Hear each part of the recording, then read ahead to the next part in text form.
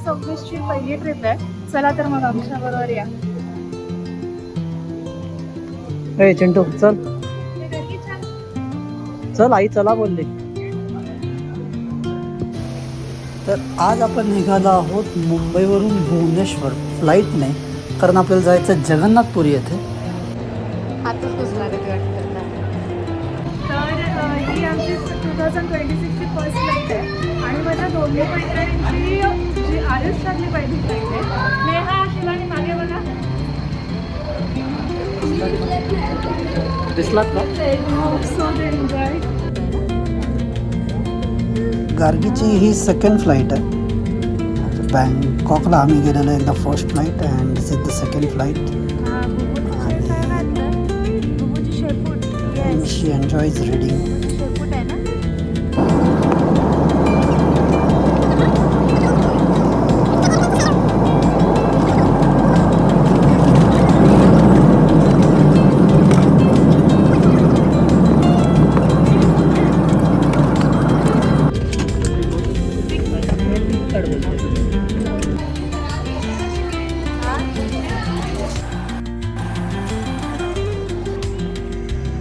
Elephant कुठे आहे?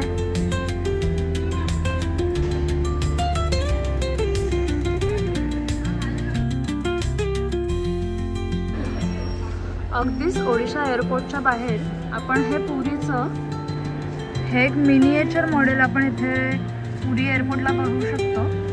इथे आपल्याला गरुडदंड पण दाखवलेला आहे आणि आजूबाजूची छोटी मोठी विमला मंदिर, पुरी मंदिर असं बरेचसे काही काही दाखवलेले आहेत. तुम्ही पाहू शकता इथे अन्नछत्रसुद्धा दाखवलेलं आहे.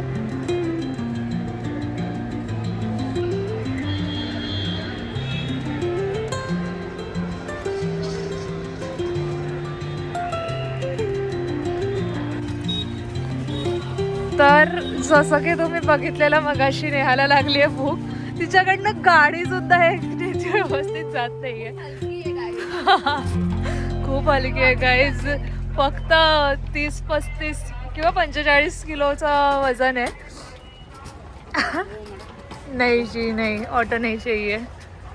आणि शिवानीने रेस जिंकलेली आहे सामान न्यायची गाडीवरनं.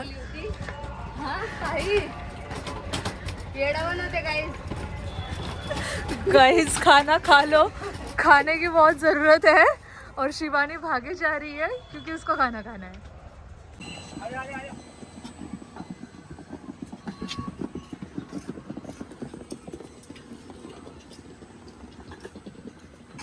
तरी डबलडेकर बस आहे जी बरोबर एअरपोर्टच्या बाहेरून 6 वाजता सुटते. तुम्ही ही पकडून येऊ शकता.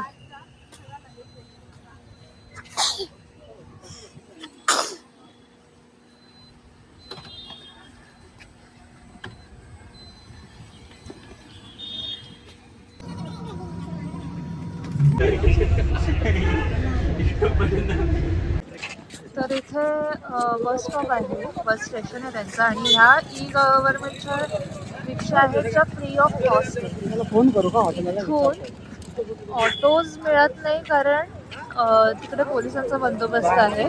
Private auto are not allowed आणि with luggage you are not allowed in that e rickshaw. Like e golf rickshaw, government e golf rickshaw. Gargi is so excited by the way. आणि हां, मग त्यामुळे तुमच्याकडे जर लगेच असेल तर तुम्हाला बस स्टॉपच चालत जावं लागणार. पुढे थोडंसं चालल्यानंतर मला एक ई ऑटो भेटली ज्याच्यामध्ये मी सगळ्यांचं सामान टाकून 100 रुपयामध्ये मंदिरापर्यंत पोचलो, जिथे माझा होमस्टे जवळच होता. आणि बाकीच्यांनी ही गव्हर्नमेंटची ई शटल सेवा वापरून मंदिराच्या जवळ पोचले. तर होमस्टेचे डिटेल्स हे सगळे आहेत, ज्याच्यामध्ये आम्ही एक 1 BHK घेतलेलं रूम, ज्याच्यामध्ये किचन इन्क्लुडेड होता, जेणेकरून गार्गीला सर्व काही मिळेल. जेवण वगैरे करून आम्ही तिकडून निघू शकतो यासाठी. खूप छान स्टे होता. सगळे डिटेल्स ह्याच्यात दिलेले आहेत. मंदिरापासून चालत 3 ते 4 मिनटावरती हे होतं, त्यामुळे खूपच छान होतं. बाजूला मंदिरं होती, स्वीटचे शॉप्स होते, बऱ्याचशा गोष्टी होत्या. रात्रीचे ऑलमोस्ट 9-10 झाले, त्यामुळे आम्ही मस्त फ्रेश झालो रूमवरती आणि परत निघालो. जगन्नाथ मंदिराच्या आजूबाजूला जे काही स्वीट शॉप्स आहेत, स्ट्रीट शॉप्स आहेत, जेवणाचे शॉप्स आहेत. तर तिकडे आम्ही गेलो, एक्सप्लोअर केलं आणि एक छान डिनर केला तिकडे. हे सगळे स्वीट्स आम्ही ट्राय केले. Street food not so good, not so bad, but जे हॉटेल्स आहेत ते तिकडे शुद्ध जेवण, शुद्ध व्हेज जेवण छान आहेत. तुम्ही ते ट्राय करू शकता. आणि आजूबाजूला मग आम्ही असेच फिरलो. परिसर खूप छान होता, प्रसन्न वाटत होता. 10:30 वाजल्या. हम्मा इकडे हम्मा आहे असं गारकी सांगते. आणि बरेचशी दुकानं अजूनही ओपन आहेत. छान जेवणासाठी, शॉपिंगसाठी सगळं ओपन आहे. हॅपनिंग प्लेस आहे सगळं. गारकी कुठे फिरते? हां, कुठे फिरायला आली आहेस? इथे? हां, सगळं दाखव यांना. इथे काय काय सगळं मिळतंय. हां, आणि मध्ये मध्ये काय म्हणायचं? जय जगन्नाथ.